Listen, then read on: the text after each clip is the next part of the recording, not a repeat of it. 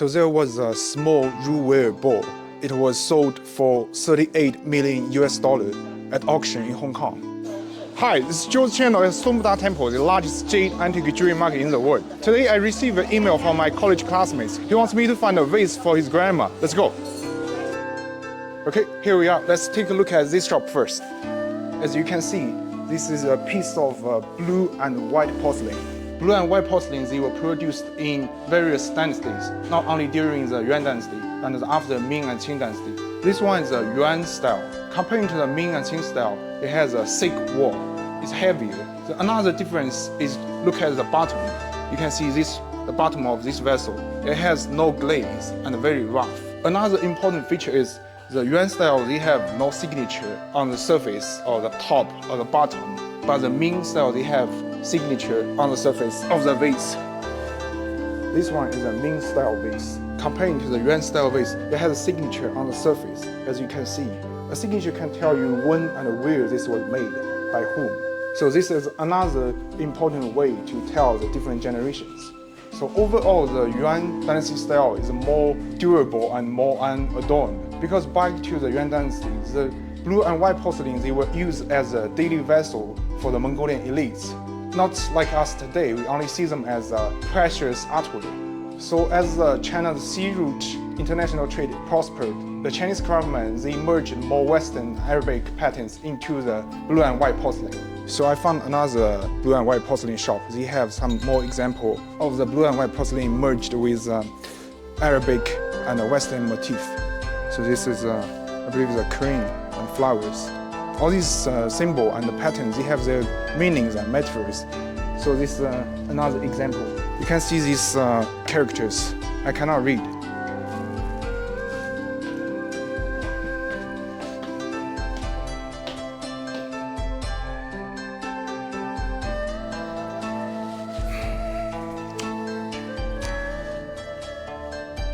You can see the pattern, the texture, and even the structure, very complicated, very colorful, because when it comes to the Qing dynasty, the technique of using color and the inlay and the enamel becomes very mature. So all the craftsmen, they can apply all these techniques.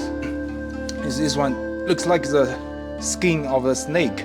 Within these skills, it's inlaid with filigree. This is a phoenix. And it also has a signature on the bottom. So the idea of this kind of vase is, you see, it has paintings inside this vase. There's a smaller vase in this bigger vessel. You can rotate like this. See, as you rotate this smaller vase, you can see the views also rotating within the larger vase.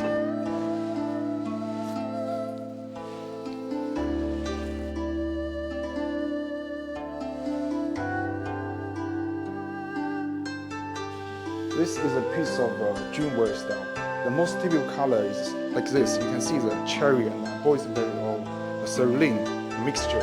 The colorful surface was created by the change of the glaze and the high temperature in the kiln.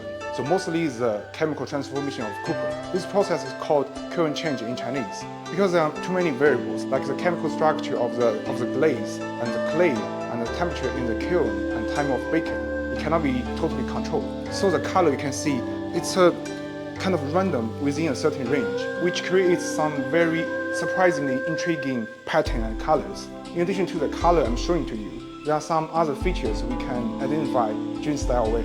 Observing the pattern is another important way to identify Jun ware. So it has veins of earthworm crawling in the earth, a bunch of frog egg, or bull blood dripping. These are very strange metaphors, but they are quite appropriate. I found a huge Jun style vase here. As you can see, I just explained the pattern. Look here, this is like a bunch of frog eggs. And overall, they look like some sort of the bull's blood dripping down. This is a great example of the Jun ware pattern. It's too huge, it must be very expensive. I was focusing on this one. So there are two huge vases. They come in pairs, they don't sell alone. This is a piece of Dingware style. You can see it has a consistent color over all the surface. They are mostly in pure white. So you can see the patterns they will engrave before going to the kiln. This might be a chicken or a goose. This is a piece of jewelry. The blue and white porcelain is the most famous porcelain in the West. But my personal opinion, I think the jewelry style is the most beautiful porcelain. It has the color of the sky where the clouds break as the rain just stopped. This concept was invented by a tragic emperor in Song Dynasty, Zhao Ji. In year of 1127, he was defeated and captured by the Chechens from the north. He died in 80 years later. He was a failed emperor but crazy in art. He made a series of art achievements. He invented the cylinder gold. If you ever interested in Chinese calligraphy, you must have seen cylinder gold somewhere. He's also good at painting. Under his support, the famed 1,000 miles and mountains and the riverside scene at Qingming Festival were created. He once had a dream. He dreamed about color. The color of the sky where the clouds break as the rain just stopped. His craftsman offered him the jewelry. The surface was without any design patterns, but it's full of the overlapping tiny cracks. They spread out like flowers. An unintentionally made mistake became beauty. Once the gate of the kiln is open, you can hear the sound of wind chime. That's the sound of the generation of the tiny cracks because of the sudden cooling of the air. This beautiful, melodious, clear sound can last almost forever. So once you own a piece of jewelry, you can expect communication with this piece of artwork, just like it's alive. So there was a small jewelry ball. It was sold for 38 million US dollars at auction in Hong Kong. And this one is a Chai style. A Chai style is not one of the 5 biggest kiln style. It's also gorgeous. It's very light. So today we found some vases of different styles. Those vases and more options will be available on my website. If you have any Chinese artwork you want me to find, just send me a message or leave a comment below this video. This is Joe's channel at Stone Buddha Temple, the largest jade antique jewelry market in the world. I'll see you next time.